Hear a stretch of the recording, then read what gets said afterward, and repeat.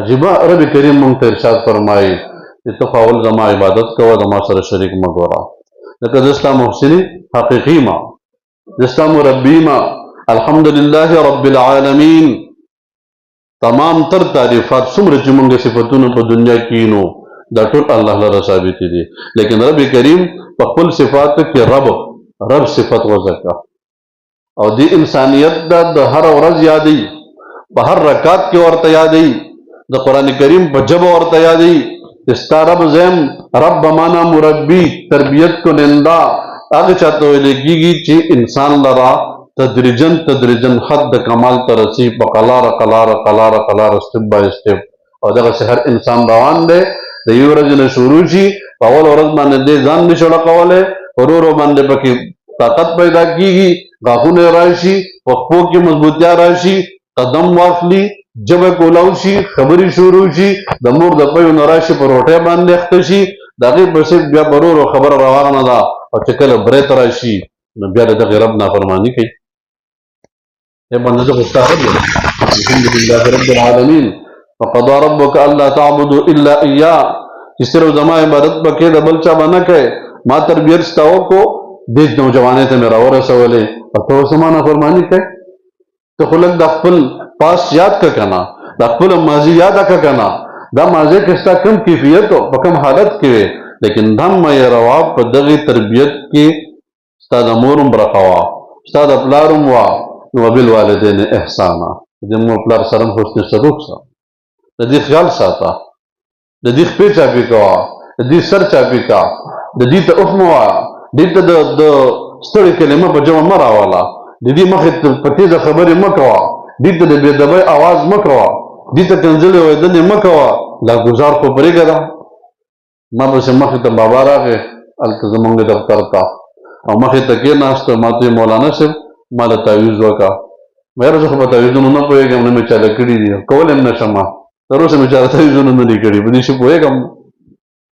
نو ما ته مې رسي تعویض دله وکړم نو ما ته وایي چې بېګا زما ښځه زما زوی والی ده او یارېږم چې نن چېرته ما وایي تعویض وکړه چې ما ونه وایي مې ولې والی پیسې چې غوښتې پیسې نه ورکولې بس ته سر یې راښکلی و راپرېښوده کټ له سر یې مات شه سړیا زوی زما نه غټ شوی دی غټې مټې دي زه خو پې کمزوری یم هسې نن ما اوچت کړ کټ له مې راپرېږدي تعویض وکړو که خدای خیر کړي مې زه دعا به درته کوم په تا نه غلطي شوې ده غلطي دې نه شوې دا بچې تا ولې زموږ طرف ته په ورکوټوالې باندې نه رالېږه نو کنځلې وکړو خپلې ښځې ته وی خدای دې دا داسې کړي زما چې بچې وړوکی و نو ما ورته وی چې مدرسې ته یې لېږو ده ما ته وی چې له وړوکي دی خیر دی وروسته به لاړ شي د دې علماو محفل ته رالېږی فارغ فضا الله مولانا فضا الله دلته ناست دی قرباني کوي د بنینو د بناتو مدرسې چلی موږ ته رب ښایي قرآن راته ښایي د رب کریم خبرې راته ښایي ترجمه راته ښایي نو ګیله زمونږ صرف دغه چې په مسجد کې ترجمه کوو لیکن څوک راته کښېني نه او بیا بار موږ ته وایي ملا نه سخی نه غریب ملا خو خپل زمری وچه کړه لیکن افسوس دا دی چې د جمعې په ورځ باندې په 25 منټه په 1 بجه باندې زما مقتدي راځي چې خطبه زه شروع کوم او کله چې کله رکعت دوتې شوی نو زما مقتدي راشي نو که چېرې تاسو په 1 بجه راتلی او په 1 بجه مو د مولوي صاحب د الحمدلله پسې مسله زده کوله او مسله اورېده د جمعې په ورځ او روزانه په بنیاد باندې تعلیم تاسو ته کېږي یا ترجمه کېږي د ابتدا نه تمام تر خلک په هغې کې کېناستی نو کوم قرآن چې رب رالیږلی دی زما ستا بچو نن زده کړو د هغې څه نه څه برخه به موږ ته حاصله شي نو د نبي کریم علیه السلام دا ډیوټي به موږ خپله کړو چې ویعلمهم الکتاب رب کریم نبی علیه السلام ته ډیوټي وعده کړله چې ته خپل امت ته د قرآن کریم دا احکامات وښیه دا تعلیم ورته وښیه رسول الله تمام زندگی د 40 سال نه واخله تر 63 سال پورې 33 سال زندگی نبی علیه السلام بیا تجارت پرېښود حالانکه کروڑپتی جوړېدی شو دومره بهترین تجارت پیشه و چې دنیا ورته حیرانه وه حالانکه بیا یې تجارت نه دی کړی ولې د امت یو بله ذمهداري په سر باندې راغله رب کریم ورلره بیا مال فی حلال کو د هغې نه به یې خپله خرچه کوله، لیکن تمام تر زندگی ورکړله. په امت کې بعضې خلک داسې پکاري ولتأتي طائفة، دا علما چې ناست دي دا هغه بوجې په سر ورچولی دی. دې کاروبار کولی شي، دې کروڑپتیان جوړېدی شي، دې ایرپتیان جوړېدی شي، لیکن د رسول الله هغه ذمہ داري هغه ته چې په امت کې څه کسان داسې پاتې پکار دي چې تمام وقت ورکړي امت ته. حضرت خدیجة الکبرا رضی الله تعالی عنها ولګېدله، وایي اورېدل چې یو نوجوان دی د 25 سال عمر کې دی خو ډېر قابل دی او نوم یې دی محمد صلی الله علیه وسلم لا پیغمبر جوړ شوی نو. او حضرت خدیجه رضی الله عنها وا د 40 سال کافی وخت شو، دو خاوندان وفات شي کونډه وه. نو نبی علیه السلام ته یې په څه طریقه باندې وي چې نوجوانه ته هسې ګرځې نو کاروبار ولې نه کوې؟ ما خو اورېدلي دي چې دی صادق دی، امین دی، دروغ نه وي، د خلکو کې ډېر لوی کردار دی ښکلی، نو دا به ښه کاروبار وکړي. نبی کریم علیه السلام ورته جواب ورکړي چې زه خو د ابوطالب او د خپل تره او د خپل نیکه او د خپل کور والا په تربیت کې ما او زما پلار وفات دی، مور مې وفات او زه ځینې یتیم مسکین پاتې شوی یم، زما سره څه داسې پیسې شته دی نه چې زه په هغې باندې کاروبار سټارټ کړم، مضاربت وکړم، مشارکت وکړم یا خپل کاروبار وکړم. حضرت خدیجه ورته عرض کړي چې پیسې زما او کار ستا، په مضاربت کوه، پیسې ولا ورکړي. نبی علیه السلام په دغه وخت کې به تاجران د مکې مکرمې نه شام ته او شام نه بیا مال راوړو په مکه مکرمه کې به خرڅاو. لیکن رسول الله یو عجیبه الله ولا دماغ ورکړي په هر یو لیول کې، خو هغه دنیا وه کو آخرت وه. الله کریم انتهایی پوه ورکړې وه، پیغمبر جوړېږي په مستقبل کې. نو د دې ځای مال یې واغستو خرڅ کو په شام کې، او د شام مال راواغستو خرڅ کو په مکه مکرمه کې. نو نور تاجرانو سنگل ګټه راوړه او رسول الله صلی الله علیه وسلم ډبل ګټه راوړه. حضرت خدیجه رضی الله عنها چې قبیلت ته وکتل نو شوق پیدا شو چې ما ورسره نکاح وکړی، لیکن د یېرې نه ویلی نه شو. او ویله ځکه نه شو چې دا خو نوجوان دی، 25 سال عمر دی، چېرته نوجوان جینۍ سره به واده کوي. زه خو بوډۍ زنانه یم. یو بله زنانه ده حضرت سمینه نوم یې دی غالبا رضی الله عنها، بیا وروسته مسلمانه شوې ده. هغه ورته وایي ما ته دا کار پرېږده، دا به دله زه وکړم. راغله به رسول الله صلی الله علیه وسلم پسې او په داسې طریقه باندې چې یاره کو داسې یو باکرداره زنانه یي، هوښیاره زنانه یي، مالداره زنانه یي او د داسې یو نوجوان سره نکاح کول غواړي. رسول الله پوه شو چې دا ما یادوي، چې څوک ته داسې زنانه زما سره به نکاح کوي، زما سره خو مهر پیسې نشته، نور د بولینې پیسې را سره نشته، د خرچې پیسې را سره نشته. زه خو ځان نه د حضرت خدیجه کاروبار کوم، ما ته څه بدیاړي میلاویږي، په مضاربت کې راته څه میلاو شي. بهرحال زنانه ورته وایي چې هغه زنانه د حضرت خدیجه په خپله نبی کریم صلی الله علیه وسلم ورته ها کوي، نکاح ورسره کېږي. د نکاح نه وروسته یو ځلې رسول الله صلی الله علیه وسلم بهر ته وتی دی چې یتیمانان مسکینان دي، په لاس کې د روټۍ په ځای باندې د ونو پاڼې دي او خوري. خواهش پیدا شو کاش زما سره مال موجود وي او ما د دې مسکینانو فقیرانو په دې جولۍ کې ویشتی وی، نو څومره به ښه وی.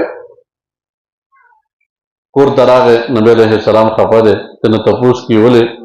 وی خفه به دی یم چې ما سره څه شته نه چې دې له ورکړم. حضرت ابوبکر رضی الله عنه فرمایي حضرت ابوبکر د نبی علیه السلام د نوجوانۍ د وختونو دوست و، وی زه هم په دې مجلس کې ناست وم. حضرت خدیجه دا بوجۍ راوسپړدې د پیسو، موږ ته مخې ته کېښودلې. رسول الله ته عرض کوي دا پیسې ستا نه دي، په کوم ځای کې چې تقسیم کا. نبی علیه السلام خوشحاله شو، د سخاوت په نبی علیه السلام باندې غالب و. کان اجود الناس، په خلکو کې انتهایی سخي. او بیا نبی کریم صلی الله علیه وسلم مزاج مبارک حضرت خدیجه وپېژنده، بیا ورته رسالت میلاو شو، نبوت ورته میلاو شو، او حضرت جبریل علیه السلام یې دباوي او ورته د اقرا جمله وی اقرا. رسول الله فرمایي ما انا بقارئ، ته چې ما ته سوای زه خو لوستی نه شم، زه خو امي یم. او رسول الله فرمایي فضمني انتهایی زور راکا دې ځان سره جوخ کړم او بیا په اخر کې الله کریم د نبوت نو سرفراز کوي کور درازي حضرت خدیجه رضی الله عنها یو داسې زنانه ده چې هغه ورته تسلی ورکوي چې ته خفه کېږه ما ته خدا وایي چې شاید په ما وجود باندې انتهایی درنه ده زه به مړ شم لیکن لن يضيعك الله الله کریم بتا ضایع کوي نه انک لتصل الرحم وتحمل الکل وتکسب المعدوم پتا کی واجب صفات موجود دي دا صفات چې بچا کی الله کریم هغه ضایع کوي نه یو صفت دا ده چې کله د چا سره سم موجود نه نه تاغله په جولې کې ورچه ته د مسکین فقیر خیال ساتي د چا کاروبار نه غله کاروبار جوړای د چا په سر بوج نه نه اخلي دغه بوج د کمولو کوشش کوي نن موږ نوجوان ته دا وایو چې ته د خپل پلار او د مور ملا جوړه شه ته د خپل استاد او د مشرانو مټې جوړې شه ته په خپل معاشره کې د خلکو مدد وکړه ته د هغې خپل لاسونه جوړ شئ د رسول الله صلی الله علیه وسلم دا صفات په ځان کې راوله د رسول الله بیا پرېښودل تجارت یې پرېښودلو او کار نبوت شروع کو نن د علماء کرامو د کار نبوت په خپل سر راغسته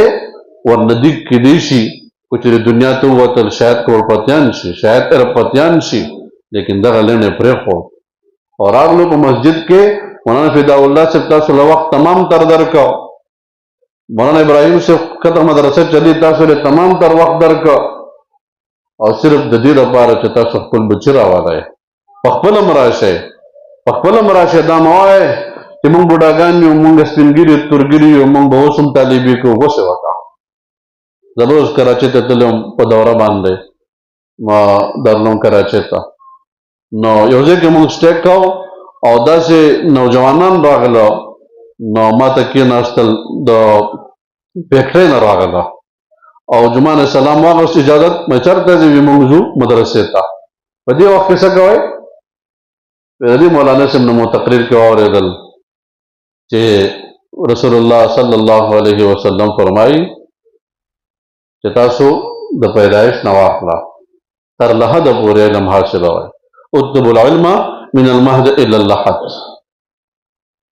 چې مړه نه یم بس ځان ته طالب وایه که سپینګیری که تورګیری